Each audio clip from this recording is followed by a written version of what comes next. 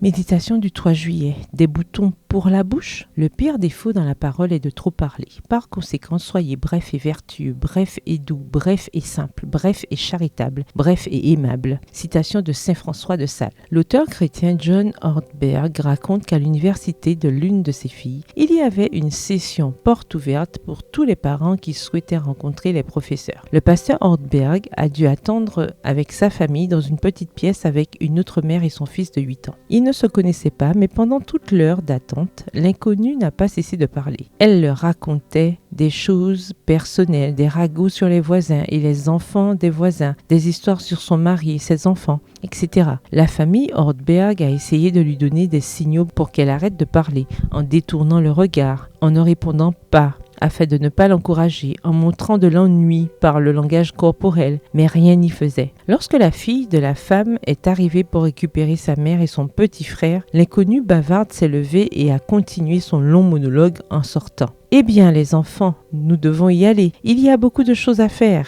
Nous devons aller chercher papa et ensuite je dois acheter des boutons, etc. » Lorsqu'elle a prononcé le mot bouton, son fils de 8 ans a fait ce commentaire. « Maman, tu devrais acheter des boutons pour ta bouche aussi. » Texte tiré du livre Everybody's Normal Till You Get to Know Them. Nous sommes tous normaux jusqu'à ce qu'on nous connaisse. Au chapitre 6, livre écrit par John Ortberg. Tais-toi. Quel message difficile à entendre des lèvres d'un enfant. Et pourtant, il a un fondement biblique. Puisque personne n'a jamais pu dompter la langue, qui est mauvaise et sans cesse en mouvement, elle est pleine d'un poison mortel. Jacques 3, le verset 8 de la version Bible en français courant. Nous avons besoin de la sagesse d'en haut dans cet aspect important de la vie. Sinon, nos nombreuses paroles entraîneront des problèmes relationnels ainsi que des sentiments de culpabilité, de tristesse et de solitude. Dans la communication humaine, prêter attention est le prêt le plus généreux, le plus fédérateur et le plus intelligent que l'on puisse faire. Et il rapportera de grands dividendes.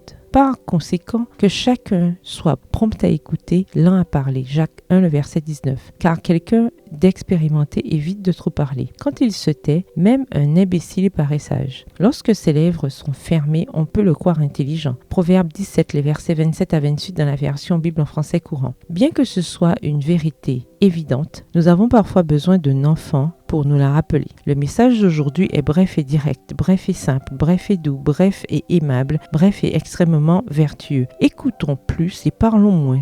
Et s'il le faut, achetons des boutons pour nous aider à le faire. Le verset du jour se trouve dans Proverbe 10, le verset 19, dans la version Parole de vie. Celui qui parle beaucoup fait du tort aux autres, mais celui qui parle peu est un sage. Bonne journée, que l'Éternel vous bénisse.